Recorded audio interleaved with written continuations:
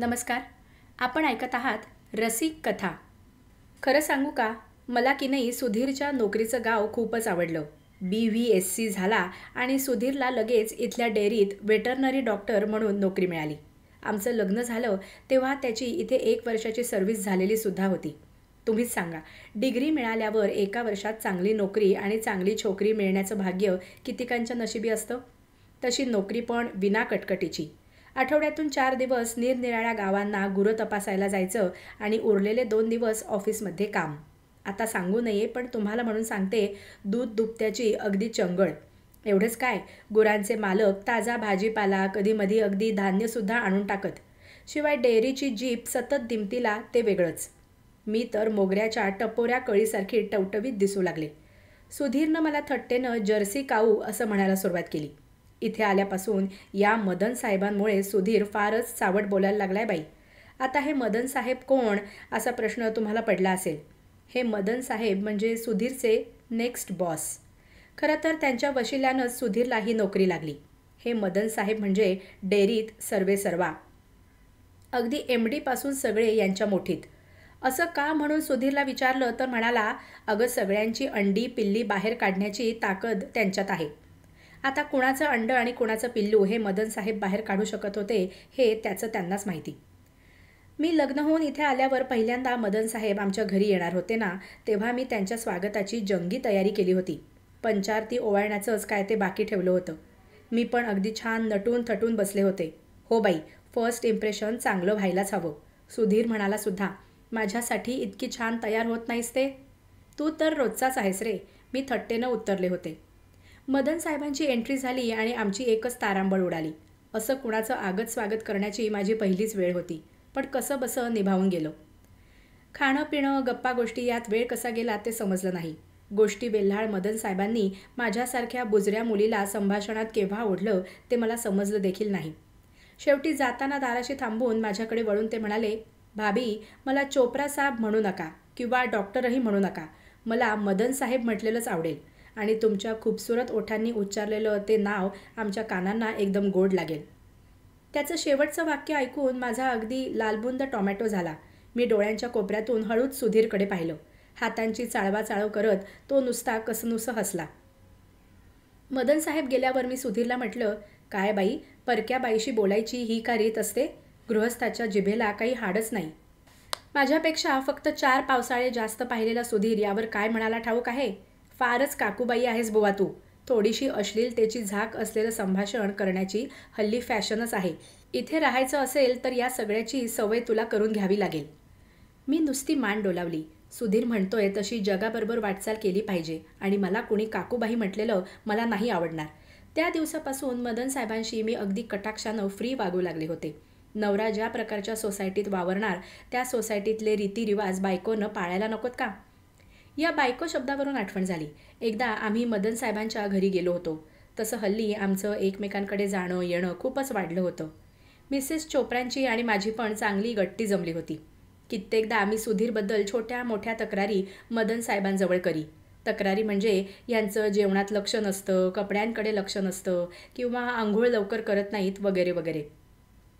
साहेब पण कौतुकानं माझं म्हणणं ऐकत व 4 शब्द सुधीरला सुनावत. तर त्या दिवशी मी गाल फुगवून कृतकोपानं म्हणाले, हा सुधीर कोणाशी पण ओळख करून देताना माझी बायको असं म्हणतो. मिसेस उभयकर अशी माझी ओळख नको का करून द्यायला? यावर आमचे नवरोजी उद्गारले, आपल्याला तर खऱ्या बायकोपेक्षाही बायको हा शब्द फार आवडतो. सुधीरचं हे वाक्य म्हणजे माकडाच्या हातात कोलीत दिल्यासारखं होतं. मदन साहेब चटकन म्हणाले, डॉक्टर सांभाळून हं, खऱ्या बायकोला माझ्यासारखा कुणी पळवून नेईल आणि तू नुसताच बायको शब्दाचा जप करत बसशील. आता तुम्हीच सांगा, सभ्य माणसाला शोभेलचं हे बोलणं होतं का? आम्हाला दोघांना ते फार खटकलं. दुसऱ्या दिवशी सकाळी सुधीर व्हिजिटला गेला आणि घर मला अगदी खायला उठलं. मन कशातच गुंतत नव्हतं. मदन साहेबांचं कालचं वाक्य एखाद्या लोचट उंदरासारखं माझं मन कुरतडत बसलं होतं. पण संध्याकाळी सुधीर परतला, तो अगदी प्रसन्न वदन घेऊन. माझ्या मनावरची मरगळ जरा झटकली गेली. सुधीर आला आणि नेहमीप्रमाणे थेट बाथरूममध्ये आंघोळीला गेला. आतून गाणं गुणगुणण्याचा आवाज येत होता. रोजच्याप्रमाणे मधूनच त्यानं आतून आरोळी ठोकली, माझे कपडे बाथरूमजवळ आणून ठेव. आधीच आणून ठेवले आहेत, माझं ठराविक उत्तर. आंघोळ आटोपून केस ठाकठीक करत तो सोफ्यावर येऊन बसला. अजूनही गाणं गुणगुणणं सुरूच होतं. स्वारी भलतीच खुशीत दिसत होती. आज गाणं कशाबद्दल? मी विचारलं. अरे डार्लिंग, आज बहुत मजा आया.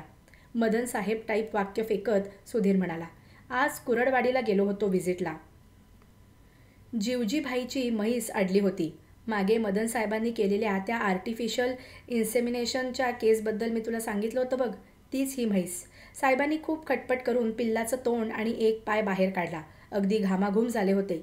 मग त्यांनी अंगावरचा सूट काढून टाकला व फक्त अंडरवेअर बनियन घालून झुंज देत होते. पण यश आलं नाही. शेवटी त्यांनी एक युक्ती केली. जीपच्या मागच्या बाजूला एक दोरी बांधली आणि दोरीचं दुसरं टोक पिल्लाच्या पायाला घट्ट बांधलं. एवढं झाल्यावर ते जीपमध्ये ड्रायव्हरच्या जागी जाऊन बसले आणि जीप स्टार्ट करून किंचित पुढे नेली. आंब्यातून बाठ सुळकन बाहेर यावी तसं पिल्लू बाहेर पडलं. माझ्या मनात आलं, काय हा अमानुषपणा. सुधीर मागे एकदा म्हणाला होता की सगळ्यांची अंडी पिल्ली बाहेर काढण्याची ताकद मदन साहेबांच्यात आहे. वाटलं एखाद्याचं पिल्लू सहजगत्या बाहेर पडलं नाही तर हा माणूस असल्या अघोरी उपायांचा अवलंब करणार. यात तू गाणं म्हणण्यासारखं काही घडलेलं मला तरी दिसत नाही. मी विचारातून वर येत वैतागून म्हणलं. अगं, ती म्हैस आणि पिल्लू दोघंही मरायला टेकले होते. नुसतं पिल्लू बाहेर पडलं म्हणजे मिळवली असं नाही. नंतरचं सगळं बाळणपण मीच उरकलं. पटापट निर्णय घेऊन झटपट कृती केली आणि दोघंही बचावले. मदन साहेब थकून जीपमध्ये बसले होते आणि मी काय करतोय ते सगळं पाहत होते. सगळं उरकल्यावर मी जीपमध्ये येऊन बसलो. तेव्हा माझ्या पाठीवर थाप मारत सगळ्यांच्या देखत म्हणाले, हमने अच्छा आदमी सिलेक्ट किया. हे वाक्य ऐकून माझा चेहरा एकदम कौतुकानं उजळला. सुधीरबद्दल किती किती अभिमान वाटला म्हणून सांगू. त्या दिवशी सुधीरला जवळचीच 2-3 गावं होती म्हणून मी पण त्याच्याबरोबर गेले खरी, पण येताना खिन्न मनानं परतले. खेड्यातल्या लोकांचं पॉलिटिक्स किती भयंकर असतं याचा अनुभव आला. आम्ही गेलो होतो कलसुंभण्याला. खूप फॅट असलेलं दूध डेअरीला पुरवण्याबद्दल हे कलसुंभण प्रसिद्ध आहे. तपासणीसाठी 8-10 गुरं आणलेली होती. सुधीर भराभर आपलं काम हातावेगळा करत होता. शेवटच्या गुराला तपासून सुधीर केस पेपर लिहू लागला. Absence of hunger contractions, anorexia. इतक्यात एक शेतकरी, याचं नाव ईश्वरलाल असं होतं हे मला मागावून समजलं, आपल्या गाईला घेऊन आला. तिच्या खुराचे अक्षरशः 2 तुकडे झाले होते आणि रक्ताची धार लागली होती. सुरजी नावाच्या शेतकऱ्याच्या शेतातलं पीक खायला ही गाय रोज जायची. म्हणून सुरजीनं गाईच्या रोजच्या येण्या जाण्याच्या जागेवर शेताच्या सीमेजवळ तुटलेल्या कोयत्याचा एक धारदार तुकडा खुपसून ठेवला आणि त्या दुर्दैवी गाईनं नेमका त्यावरच पाय दिला. नंतर कितीतरी दिवस त्या गाईचं दुःख माझ्या हृदयात घर करून बसलं होतं. 2-3 महिन्यानंतरची गोष्ट. संध्याकाळचे 6 वाजत आले. बाहेर झिमझिम पाऊस होता. वातावरणात सुखद गारवा आला होता. माझे दिवस अगदी भरत आले होते आणि जरा आळसावूनच मी बाहेर सोफ्यावर वाचत बसले होते. इतक्यात दारासमोर जीप थांबली आणि मदन साहेब खाली उतरले. आत दिवाणखान्यात येऊन खुर्चीवर बसत म्हणाले, भाभी, आता डेअरीत फोन आला. डॉक्टरला ॲक्सिडेंट झालाय. माझ्या हातातलं मासिक गळून पडलं. सुधीर म्हणजे माझा बहिष्ठर प्राण आहे हो. भाभी, घाबरू नका. सिरियस काही नसेल. मी तुम्हाला स्वतः पासोलीला घेऊन जातो. मदन साहेब मला धीर देत म्हणाले आणि 10 मिनिटात आमची जीप पासोलीकडं वेगानं निघाली होती. मागच्या बाजूला जास्त धक्के बसतील म्हणून मदन साहेबांच्या सूचनेवरून मी पुढे त्यांच्या शेजारी बसले होते. अपघाताच्या बातमीनं आधीच हळवं झालेलं माझं मन मदन साहेबांनी घेतलेल्या या काळजीनं सद्गदित झालं. खरं तर मी तुम्हाला पासोलीला नेणार नव्हतो. घरी उगाच काळजी करत बसाल म्हणून म्हटलं एकदा तुम्हाला तुमचा नवरा दाखवूनच आणतो. खुद्द बायकोच फ्लॉरेन्स नायटिंगेल बनून आलेली पाहून डॉक्टरला पण जरा बरं वाटेल. मदन साहेब म्हणाले, अगदी हे असंच छत्र मला अपेक्षित होतं. आम्हा दोघांची हळुवारपणे काळजी घेणारं. माझा कंठ परत दाटून आला. डोळ्यात आसवं तरळली. माझ्या चेहऱ्यावरील घडामोडींकडे मदन साहेबांचं बारीक लक्ष होतं.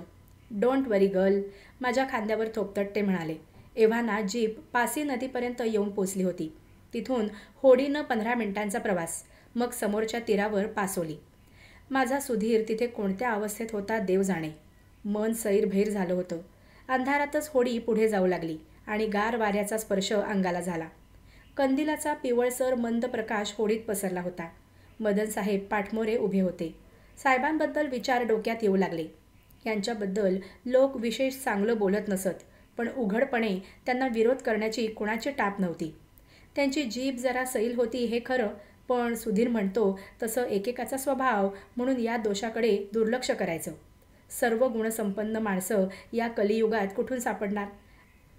आणि माणसामध्ये काहीतरी कुप्रवृत्तीही असणारच. आता हेच पहा ना, ॲक्सिडेंट झाल्याचं समजताच त्यांनी आमच्यासाठी केवढी धडपड केली. मदन साहेबांनी त्यांच्या मायेचं छत्र आमच्यावर धरलं होतं.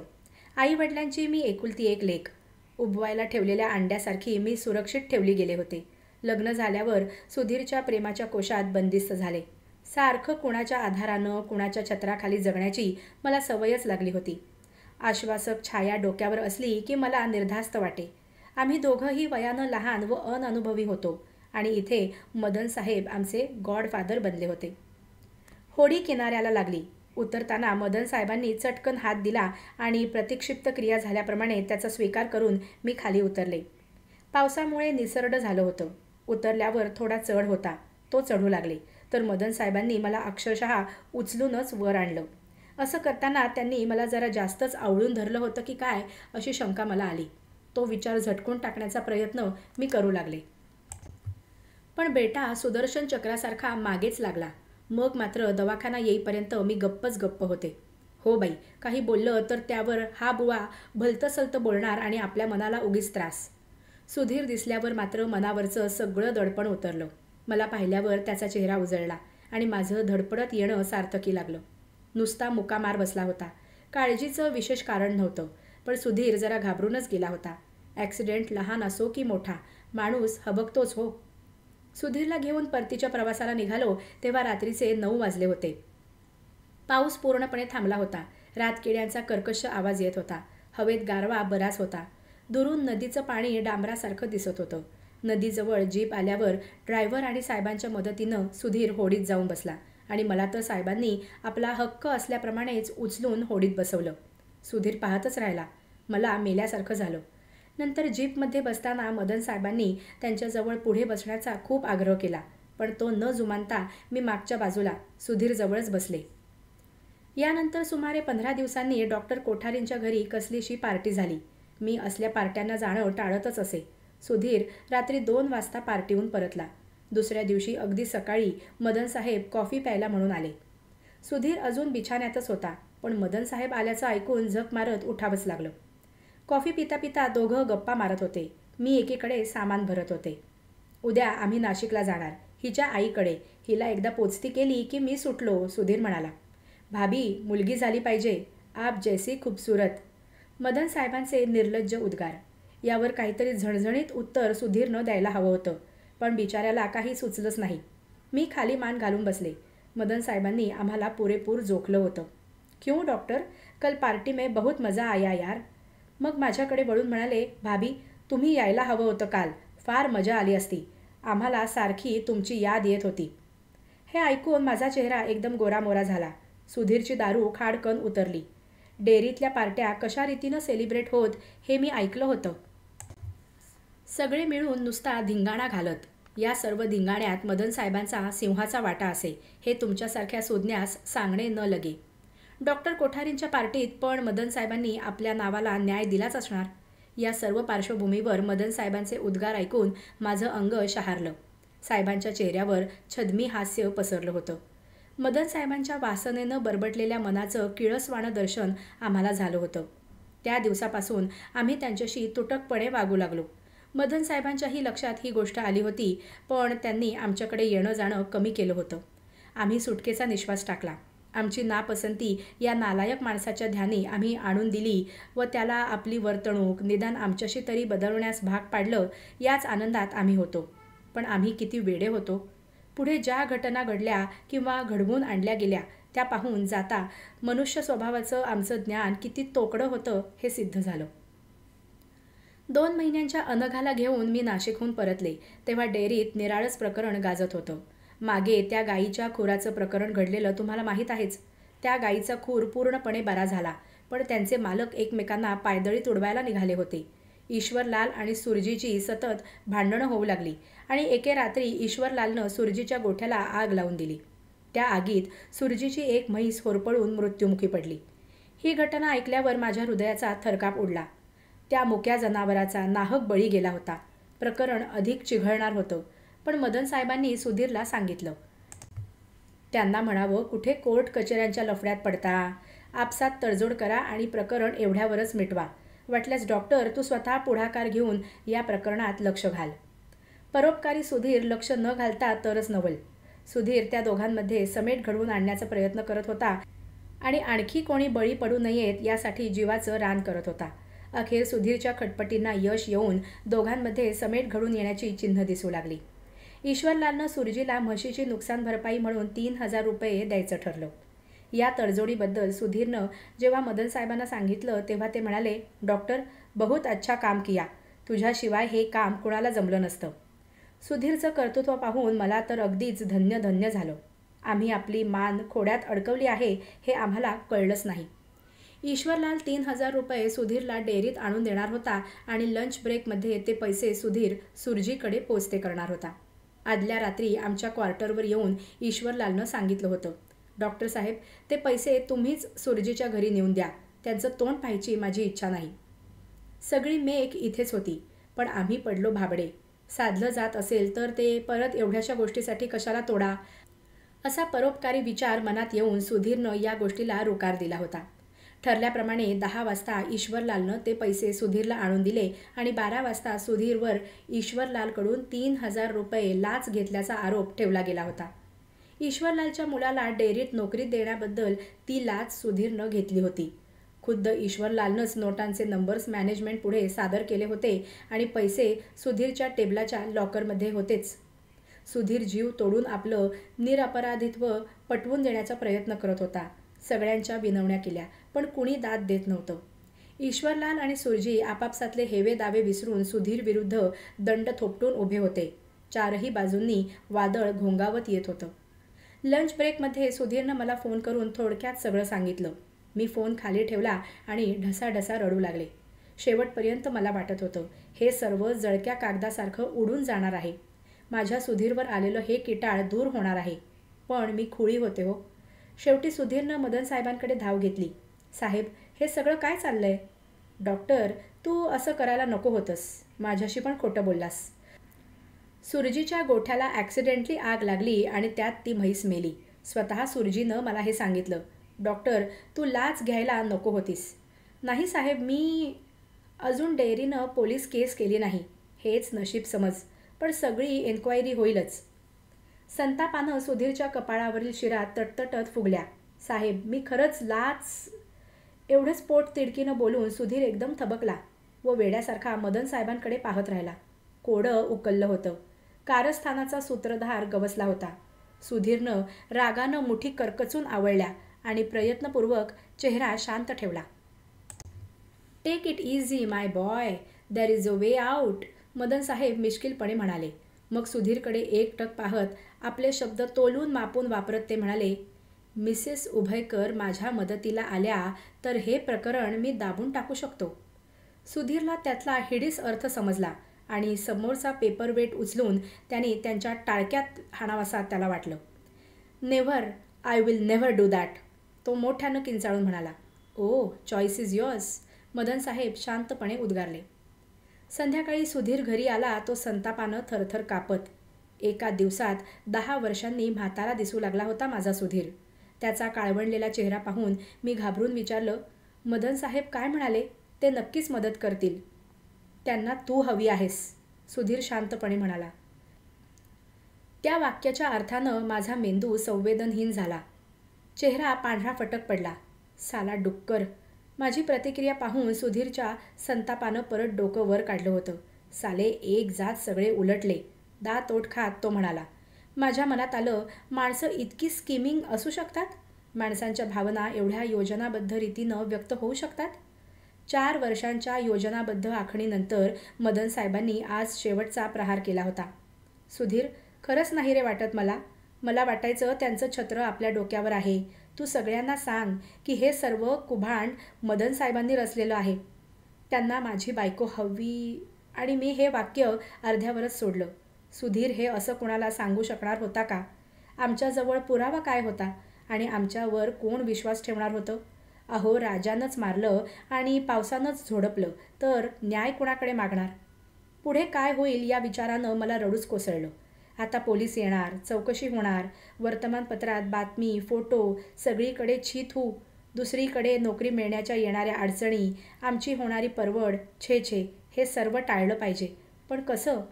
आणि फोन खणखणला. हॅलो, मदन साहब हिअर. डॉक्टर, मी खटपट करून पोलिसांकडे हे प्रकरण जाणार नाही अशी व्यवस्था केली आहे. डॉक्टर, एक रास्ता ढूंढ निकाला है. देखो, तुम्हारे और ज़्यादा करके तुम्हारे वाइफ के वास्ते कर रहा हूँ. माउथपीसवर हात ठेवून साला हलकट असं सुधीर म्हणाला. Either you resign or we sack you. Sack किया तो फ्रॉड का मेंशन आएगा और सब इंक्वायरी होगी. रिज़ाइन किया तो रास्ता खुला है. डोळ्यात प्राण आणून मी सुधीरच्या चेहऱ्यावरचे भाव निरखत होते. त्याच्या चेहऱ्यावरचा ताण बराच कमी झालेला दिसत होता. At least say thanks to me यार. थँक्यू. कसंबसं पुटपुटून सुधीरनं रिसिव्हर खाली ठेवला. कपाळावरचा घाम पुसून त्यानं सोफ्यावर बसकण मारली. प्रकरण पोलिसांकडे जाणार नाहीये हे ऐकून माझा जीव भांड्यात पडला. पुढची बेअब्रू तरी वाचली होती. सुधीर यांनी आपल्याला ही निसटून जाण्याची संधी का दिली? मी विचारलं. त्यांनी रचलेल्या या सापळ्यात कुठेतरी कच्चा दोवा आहे किंवा कारस्थान कुठेतरी ढासळू लागलं आहे हे नक्की. पण हा कच्चा दोवा कुठे आहे हे शोधून काढण्याची माझ्यात शक्ती उरलेली नाही आणि माझी इच्छा पण नाही. मनानं पार खचलोय ग मी. सुधीर म्हणाला. आपण भ्याडासारखे पायात शेपूट घालून पळून जातोय हे कळतंय मला, पण इथे पळून जायला मिळतंय हेच महत्त्वाचं आहे. ही पळून जाण्याची सुवर्णसंधी मी दवडणार नाहीये. सुधीर म्हणत होता त्यात तथ्य होतं. वादळात सापडलेला माणूस कर्मधर्म संयोगानं किनाऱ्यावर फेकला गेला तर आपला शूरपणा दाखवण्यासाठी तो परत समुद्रात उडी घेत नसतो. दुसऱ्याच दिवशी सुधीरनं राजीनामा दिला. हे गाव, ही क्वार्टर सोडून जायचं म्हणून फार वाईट वाटत होतं. इथल्या वस्तूत जीव अडकून पडला होता. कसे रे कोंडीत सापडलो. माझ्यामुळे सगळं रामायण घडलं. मी रडत रडत म्हटलं. रडू नकोस. मला थोपटत सुधीर म्हणाला. पराभवाचं, अन्यायाचं दुःख मलाही टोचतंय. आपल्या असहाय्यतेची फार चीड येते. मदन साहेबांच्या दुष्ट प्रवृत्तीला तुला बळी पडू दिलं नाही ही एकच समाधानाची गोष्ट आहे. झालेला अपमान हा जीवनातला एक कटू अनुभव म्हणून विसरून जायचा. आता मी बच्चा उरलो नाही एवढं खरं. सगळं सामान आधीच ट्रकनं पुढं गेलं होतं. अनघाला घेऊन आम्ही जीपमध्ये बसलो होतो. एक धडा मात्र मी इथे शिकले. ऊन पावसात आपल्या डोक्यावर आपणच छत्री धरायची असते. दुसऱ्या कुणी ती धरली तर केव्हा टाळक्यात बसेल याचा नेम नसतो. आम्हाला निरोप द्यायला बरेच जण जमले होते. सुधीर त्यांच्याशी निरोपाचे 1-2 शब्द बोलत होता. शेवटच्या क्षणी मदन साहेब आले. मी घृणेनं मान फिरवली. सुधीरनं बळबळ चेहऱ्यावर हसू आणलं. पोलिसांचा ससेमिरा साहेबांमुळेच सुटला होता. सगळा तोंड दाबून बुक्क्यांचा मार. वाटलं यापेक्षा खुल्लमखुल्ला वैर पत्करलं. हा जीव घेणा, मनाची कुतरओढ करणारा खेळ खेळायला नको. गुड लक डॉक्टर. आणि माझ्याकडे पाहून डोळे मिचकावत सुधीरकडे किंचित झुकून हळू आवाजात ते म्हणाले. अजूनही विचार कर. तुझा राजीनामा मी फाडून टाकू शकतो. माझी सुंदर अट कबूल असेल तर. You swine. दातओठ खात सुधीर म्हणाला आणि आमची जीप तिथून हलली. मदन साहेबांच्या अंगावर धुराळा उडवत. अशाच कथा ऐकत राहण्यासाठी रसिक कथाला सबस्क्राईब व लाईक करायला विसरू नका. धन्यवाद.